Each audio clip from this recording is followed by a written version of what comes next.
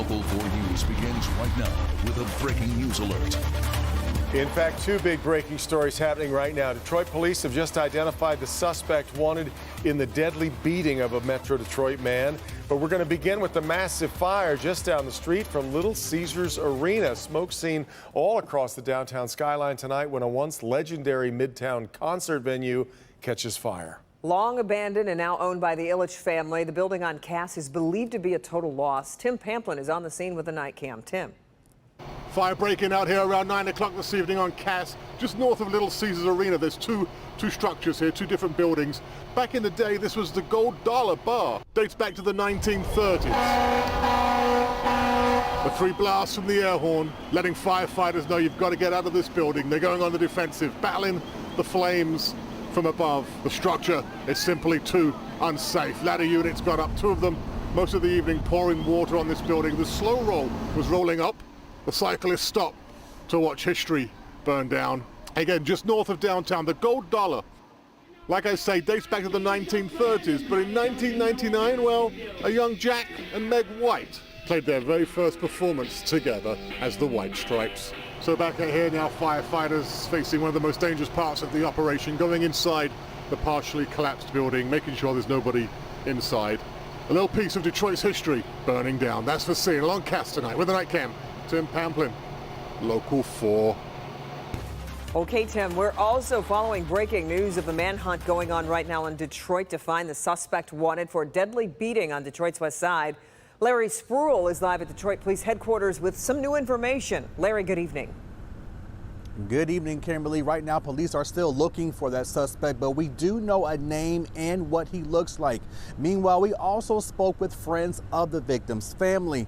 They tell us this is a very tough time for them, and they simply just want police to find out who did this. Monday night, police are looking for this man, 23-year-old Lawrence James Davis. Detroit police say he attacked 24-year-old Tyler Wingate early Monday morning around 1:50 at this Pure gas station at the intersection of West Davison and Livernois on Detroit's west side.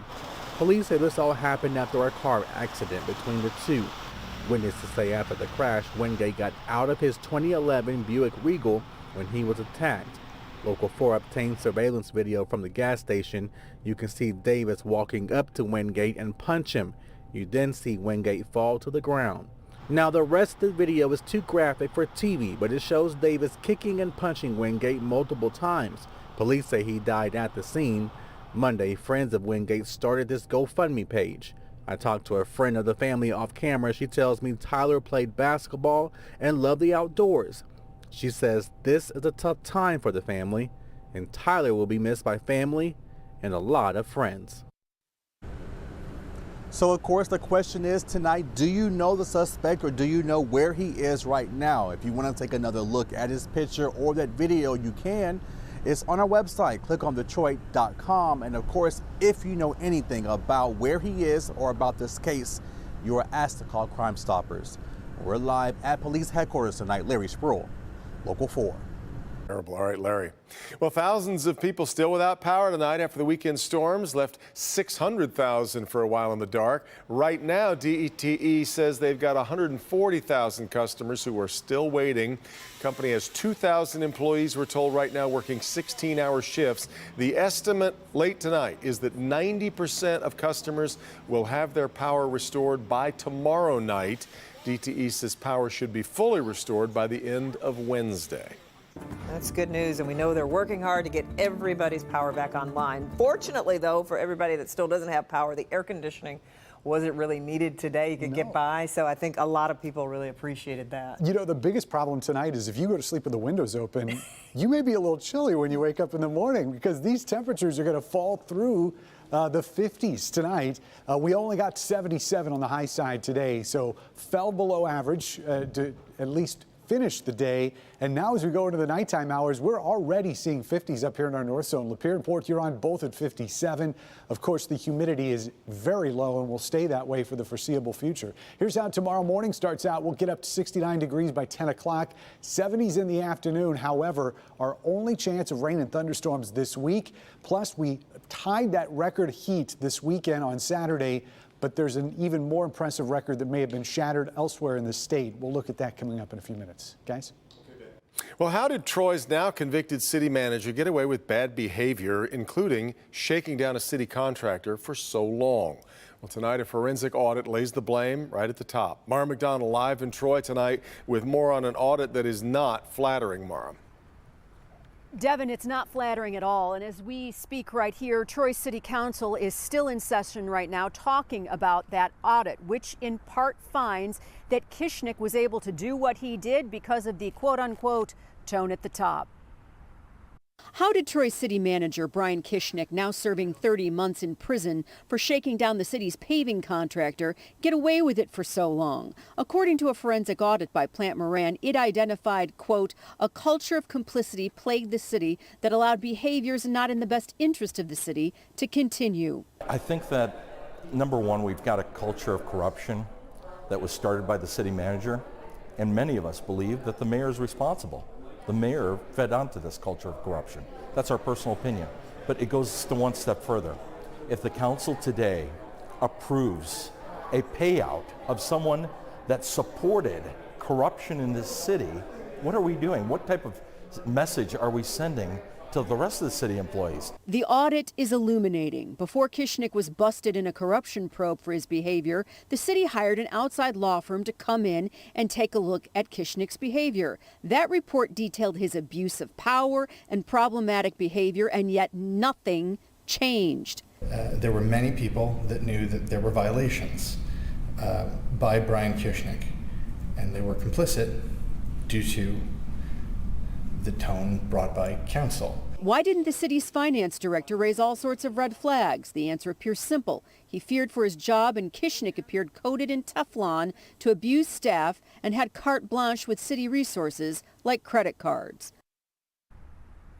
Back here live, late tonight, members of the city council, some members of the city council, are so upset by the findings of this Plant Moran audit that they think that perhaps it needs to go a step further, that perhaps there needs to be a separate investigation into the council as a whole to see if anybody on that council really did know what Kishnick was up to and simply turned a blind eye. We're live in Troy tonight. I'm Mara McDonald, Local 4. That's really the trick, isn't it, Mara? It's one thing to address a single issue, but if you believe you've got a cultural problem, changing a culture is a different thing. It is a different thing, Devin, and I mean, you should see some of those council people in there look absolutely stricken by what that Plant Moran audit finds. The question is, does the city want to spend another 70 grand to come up with another investigation? I think that remains to be seen. All right, Mara.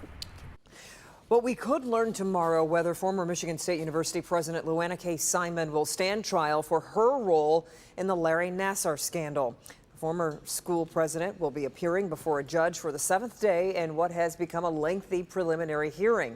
Simon is accused of lying during the state's investigation into a potential cover-up of the Nassar scandal. The defense is trying to get the case thrown out. The hearing begins tomorrow at 9. Just about a day and a half away now from Robert Mueller's highly anticipated testimony on Capitol Hill. The former special counsel set to testify Wednesday morning before the House Judiciary and Intelligence panels, and you'll be able to watch every moment of the hearing right here on Local 4. Our live coverage begins Wednesday morning, 8:15 a.m., both on air, and we're going to stream it for you on our website at clickondetroit.com as well.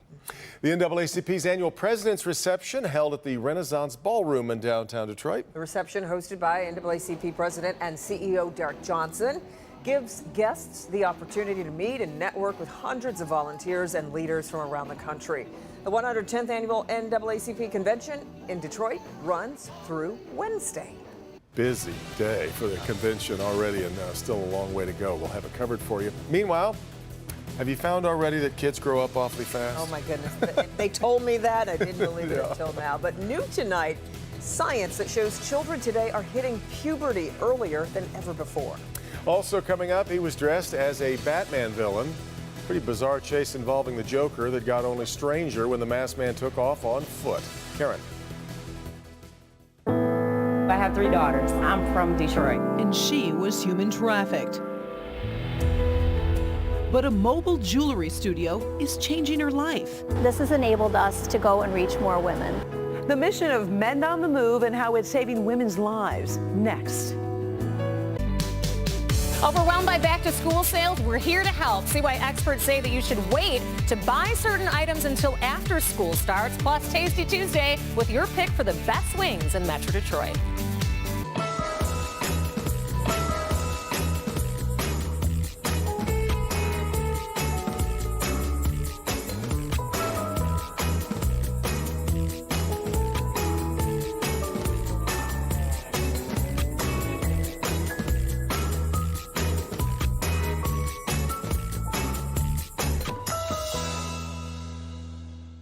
Plus, sign up for the Morning Report, a part of Local 4 newsletters. All the news you want right in your inbox.